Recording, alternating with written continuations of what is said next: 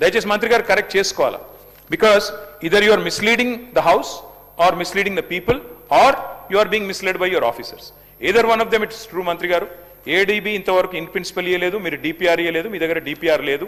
18 నెలల్లో తయారవుతుందన్న డిపిఆర్ 2 నెలలు ఎట్లా తయారైంది అధ్యక్ష? మూడోది, వీరికి ఈ సంస్థ మీద ఎందుకు ప్రేమనో మాకు అర్థమైతలేదు అధ్యక్ష. ఎందుకంటే ముఖ్యమంత్రి గారేమో 16,000 కోట్ల రూపాయలతో అయిపోయే ప్రాజెక్టుకు 1,50,000 కోట్లని ముఖ్యమంత్రి అనౌన్స్ చేసింది, నాది కాదు. Telangana CM announces 1.5 lakh crores beautification project for Musi. Telangana government to spend 1.5 lakh crore on Musi river front beautification. In rupees 1.5 lakh crores beautification for Musi, Telangana CM. అధ్యక్ష క్వశ్చన్ అవరే సార్, ఇంతకంటే ఇంపార్టెంట్ క్వశ్చన్లు ఉన్నాయి సార్. అధ్యక్ష 1,50,000 కోట్లని ఇక్కడ చెప్తున్నారు అధ్యక్ష. మరి మంత్రి గారి సమాధానంలో మొదటి ఫేజ్లో 4-5 కోట్లని చెప్తున్నారు.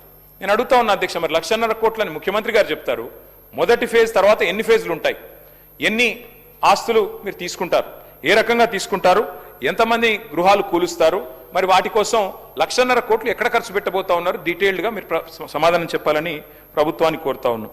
అధ్యక్ష, ఈ మెయిన్ హార్ట్ అనే సంస్థ అధ్యక్ష, ఎవరికైతే వీరు మరి ఈ డిపిఆర్ తయారీ అప్పచెప్పారో వారి మీద ఇది పాకిస్తాన్ గవర్నమెంట్ పెట్టిన కేసుల అధ్యక్ష రెడ్ కార్నర్ నోటీస్ ఉంది.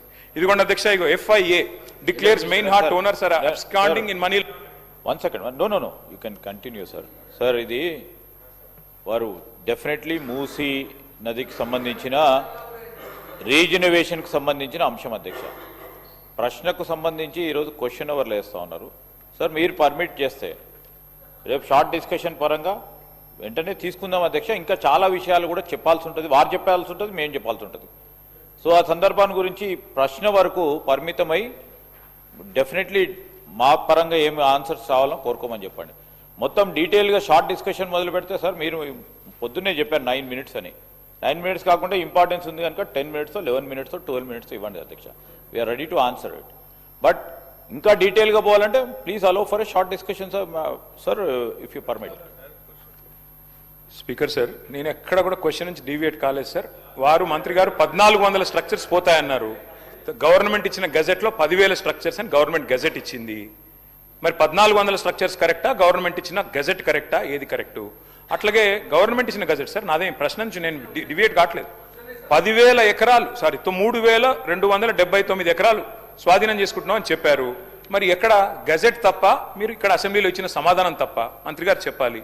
డిపిఆర్ తయారీకి మీరు అసెంబ్లీలో ఇచ్చిన సమాధానం 18 నెలలు పడుతుందని, మరి 2 నెలల్లో డిపిఆర్ ఎట్లా వచ్చింది అంటే అకస్మాత్తుగా ఇంత ఫాస్ట్గా మెరుపు వేగంతో గవర్నమెంట్ ఎట్లా కదులుతోంది? అట్లాగే అధ్యక్ష ఇంకొకటి, అసలు 1,50,000 కోట్ల బడ్జెట్ అని ముఖ్యమంత్రి గారు చెప్పిన తర్వాత దీనికోసం ఈ రోజు గవర్నమెంట్ 5,000, 4,000 కోట్లని ఎట్లా, మరి 1,50,000 కోట్ల 4-5 ఎట్లా తగ్గించారు? అదేం చమత్కారం చేశారు?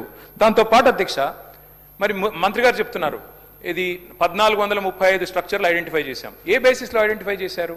మంత్రి గారేమో మరి నేను మొన్న ఆర్డీఓ గారు చెప్పింది చూశాను, రాజేంద్ర నగర్ ఆర్డీఓ 50 మీటర్ల బఫర్ జోన్ అని ఒకవైపు చెప్తారు, 50 మీటర్ల బఫర్ జోన్లో ఉండే వాళ్ళని తీసుకుంటామంటారు. కానీ మరి 3,297 ఎకరాలంటే 500 మీటర్ల దాకా విస్తరించారు అధ్యక్ష. బఫర్ జోన్ ఎంత తీసుకుంటున్నారు? అసలు ప్రాజెక్ట్ యొక్క ఆలోచన ఏంది? 1,50,000 కోట్ల, 5,000 కోట్ల, 4,000 కోట్ల బ్లాక్ లిస్ట్ చేసిన కంపెనీలకు ఎందుకు ఇస్తున్నారు? డిపిఆర్ లేకుండా ఈ హడావుడు ఎందుకు? ఇల్లెందుకు కూలుస్తున్నారు? మొత్తం ఒక గృహ మీద యాగం ఎందుకు చేస్తున్నారు? దయచేసి మంత్రి గారు సమాధానం చెప్పాలని కోరుతా ఉన్నది. సుధీర్ రెడ్డి గారు.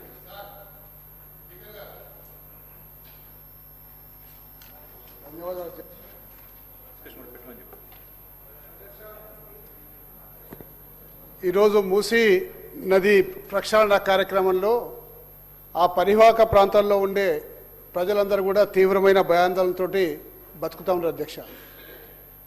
ముఖ్యమంత్రి గారి పోకడ చూస్తే ముఖ్యమంత్రి గారు మూసీ నది చేస్తా అంటున్నారు, చేయనయ్యండి, మేము కూడా స్వాగతిస్తున్నాం. మూసీ నదికి మేము వ్యతిరేకం కాదు అధ్యక్ష. కానీ చాలా సందర్భాల్లో ముఖ్యమంత్రి గారు మేము మూసీ నది చేయబోతుంటుంటే బీఆర్ఎస్ పార్టీ అడ్డుపడుతుంది, బీఆర్ఎస్ పార్టీ చేయనిస్తలేదు, ఇదేనా వాళ్ళ పని అని చెప్పేసి అంటా ఉన్నారు అధ్యక్ష. మూసీ నది ప్రక్షాళన ప్రారంభమైందే బీఆర్ఎస్ పార్టీ ఆధ్వర్యంలో మా కేసీఆర్ గారి నాయకత్వంలో అని చెప్పేసి ఈ సందర్భంగా మనం చేసుకుంటున్నాం వైఎస్ఆర్. మూసీ నదిలో 3 స్థాయిలు ఉంటాయి అధ్యక్ష. ప్రక్షాళన చేస్తే 3 స్థాయిలు ఉంటాయి అధ్యక్ష. మొదటి స్థాయి మూసీ నదిలోకి ప్రవహిస్తున్న హైదరాబాద్లో ఉన్న సివేజ్ వాటర్ని అంతా కూడా వివిధ రకాలుగా వివిధ రూపాల్లో వివిధ ప్లేసెస్లో ఎస్టీపీలు పెట్టి శుద్ధి చేసి స్వచ్ఛమైన నీటిని మూసీ నదిలో వదిలే ప్రక్రియ మొదటి ప్రక్రియ అధ్యక్ష.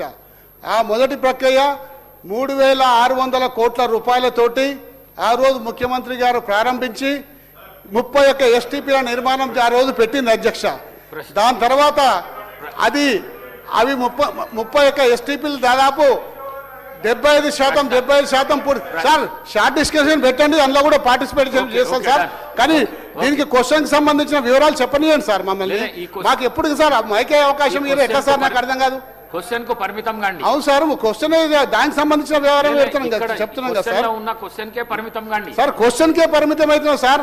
మేమేమో ఈ పద్ధతులు చేసినాము, ఎక్కడ కూడా ఒక ఇల్లు సార్ ఇప్పుడు వారు చెప్పినట్టు సార్ అక్కడికి వెళ్ళి ఇక్కడి వరకు దాదాపు 11,000 స్ట్రక్చర్లు ఇవాళ బఫర్ జోన్లో ఐడెంటిఫై ఆ రోజు చేసి ఉంటుంది సార్. కానీ ఎక్కడ కూడా ఒక్క స్ట్రక్చర్ కూడా కూలగొడతానికి మేము ముందుకు రాలేదు సార్. ఎందుకు రాలే అంటే నేను కేటీఆర్ గారు సబితా ఇంద్రారెడ్డి గారు ముగ్గురం కలిసిపోయి కేసీఆర్ గారికి విన్నవించినాం. సార్ ఇన్ని స్ట్రక్చర్స్ వస్తున్నాయి, మరి ఏం చేద్దామంటే ఇన్ని ఇండ్లు కూలగొట్టి మూసీ నది మనం అంతా అలా బాధ పెట్టి చేయాల్సిన అవసరం లేదు, ఇండ్లు కూలగొట్టకుండా ఏ విధంగా చేయగలుగుతారో ఇంకో ఫార్ములా తోటి మీరు రండి మా ముందుకు, అప్పుడు మనం దాన్ని టేకప్ చేద్దామని చెప్పడం వల్ల మేము ఇండ్లు కూలగొట్టకుండా ఏ విధంగా చేస్తారో ఒక 2 ఫార్ములాలు తయారు చేసే వరకే ఇంతలో ఎలక్షన్ నోటిఫికేషన్ వచ్చింది సార్. ఆ ఎలక్షన్ నోటిఫికేషన్ తర్వాత ప్రభుత్వం మారిపోయింది. ఈ ప్రభుత్వం కక్ష కట్టినట్టు ఇవాళ పేద ప్రజల మీద పడి వాళ్ళ ఇళ్లకు రెడ్ మార్కులు పెట్టి నిద్రాహారాలు లేకుండా చేసింది సార్. నిద్రాహారాలు లేరు, ఇవాళ మనుషులు నిద్రపోతలేరు, అన్నం తింటలేరు. ఎప్పుడు మా ఇంట్లో కాలేరు వెంకటేష్ గారు, దానం నాగేందర్ గారు. అధ్యక్ష థ్యాంక్ యూ సార్. సార్ ఈ జంట నగరాలకు సంబంధించినటువంటి ఈ మూసీ